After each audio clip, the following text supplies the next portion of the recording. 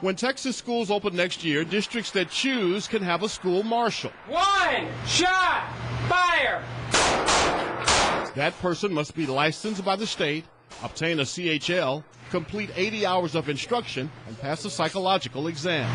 What people realize when they look at our bill is it's very thoughtful. Representative Jason Villalba sponsored the school marshal bill. But a school marshal's not the only way to keep schools safe in Texas.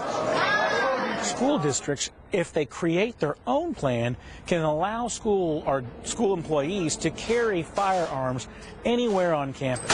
Ours is more for if a shooter enters the building and we go down in lockdown, then that staff member has time to get their handgun out. Rural Palmer ISD last month just passed a plan of its own. The district will provide private training to 6 or so staff. If they have their concealed handgun license, then they'll be able to keep a firearm on campus. It's what some smaller districts are doing, called the Guardian Plan. Fewer guidelines than the school marshal program. So what they're saying now is, how does the Guardian Plan work with the Marshall Plan?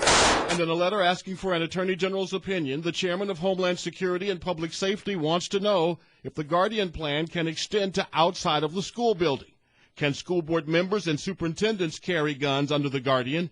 And can a school district have both Guardian and school marshal programs?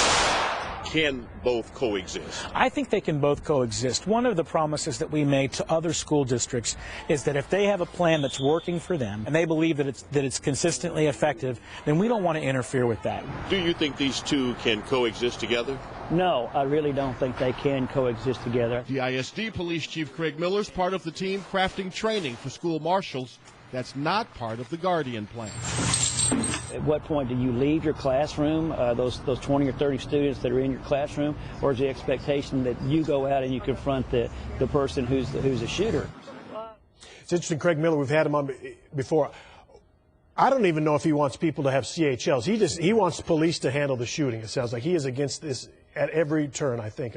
Yes, his whole argument, his foundation is training. He feels like teachers with a CHL don't have the same kind of training, extensive training, as the school marshal. Therefore, he says, when do you shoot? When don't you shoot? What are the parameters that you put yourself and others in danger? And remember, he says you can't be Superman in a school shooting. Sad and tragic as it may sound, there will be some casualties. You have to wait for the right moment. His concern, not with the right experience, that you hurt yourself, you hurt others even. And remember, he says you're not shooting from 3 to 5 feet, probably, when you're in a schoolhouse shooting. Right. Okay, Sean Rabb, good information. Thanks. Okay.